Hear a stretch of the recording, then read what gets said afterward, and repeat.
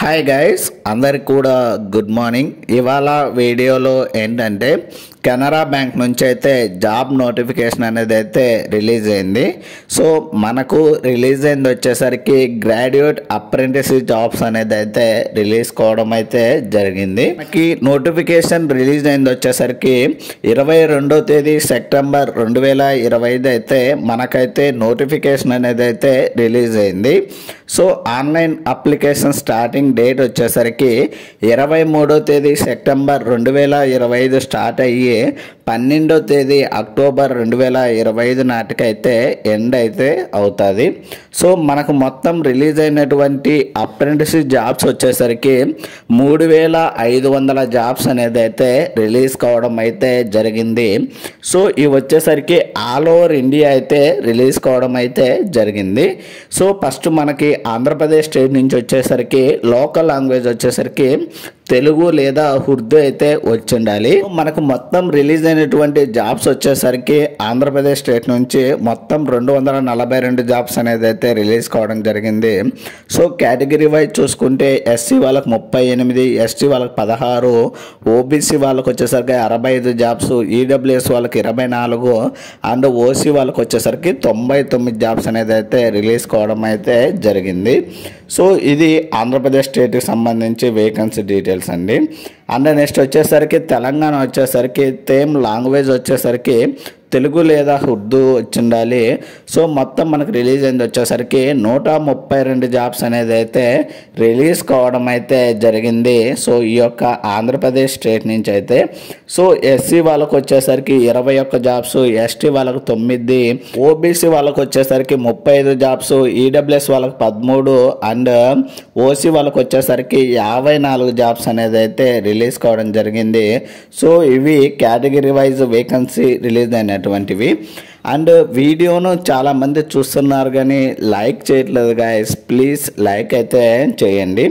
So వీడియోను ఎవరైనా కానీ కొత్తగా చూస్తున్నట్లయితే please like, share and subscribe చేసుకోవడం అయితే మర్చిపోద్దండి గాయస్, ఇలాంటి మరిన్ని వీడియోస్ అండ్ మరిన్ని అప్డేట్స్ కోసం అయితే. సో నెక్స్ట్ వచ్చేసరికి ఎలిజిబిలిటీ క్రైటీరియా విషయానికి వచ్చేసరికి ఏజ్ లిమిట్ వచ్చేసరికి మినిమం 20 సంవత్సరాల నుండి మ్యాక్సిమం 28 సంవత్సరాలు అయితే ఉండాలని అయితే చెప్తున్నారు. అండ్ ఇయర్ వైజ్ వచ్చేసరికి 1 సెప్టెంబర్ 1997 నుంచి 1 సెప్టెంబర్ 2005 మధ్యలో అయితే ఏజ్ లిమిట్ అనేది అయితే ఉండాలని అయితే చెప్తున్నారు. అండ్ ఏజ్ రిలాక్సేషన్ విషయానికి వచ్చేసరికి ఎస్సీ అండ్ ఎస్టీ కేటగిరీకి వచ్చేసరికి 5 ఇయర్స్ అయితే ఇవ్వడం జరిగింది. అండ్ ఓబీసీ కేటగిరీకి వచ్చేసరికి 3 ఇయర్స్ అయితే ఇవ్వడం జరిగింది. అండ్ ఎవరైతే person with bench mark disabilities ఉంటారో వీళ్ళకి వచ్చేసరికి 10 ఇయర్స్ అయితే ఏజ్ రిలాక్సేషన్ అనేది అయితే ఇవ్వడం జరిగింది. నెక్స్ట్ వచ్చేసరికి ఎడ్యుకేషనల్ క్వాలిఫికేషన్ విషయానికి వచ్చేసరికి ఎవరైతే బ్యాచులర్ డిగ్రీ కంప్లీట్ చేసి ఉంటారో వాళ్ళైతే ఎలిజిబుల్ అని అయితే చెప్తున్నారు. రికగ్నైజ్డ్ యూనివర్సిటీ లేదా ఇన్స్టిట్యూట్ నుంచి or any other equivalent qualification అని అయితే ఇవ్వడం అయితే జరిగింది.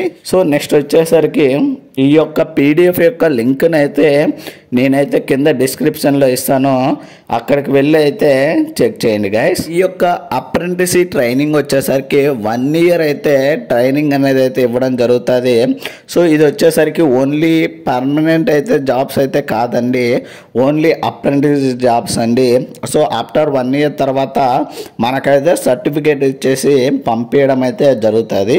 సో దీనికి స్టే ఫండ్ విషయానికి వచ్చేసరికి మంత్లీ 15,000 అయితే స్టే ఫండ్ అనేది అయితే ఇవ్వడం జరుగుతుంది. సో కెనరా బ్యాంక్ వాళ్ళు వచ్చేసరికి 10,500 అయితే పేమెంట్ అనేది అయితే ఇవ్వడం జరుగుతుంది.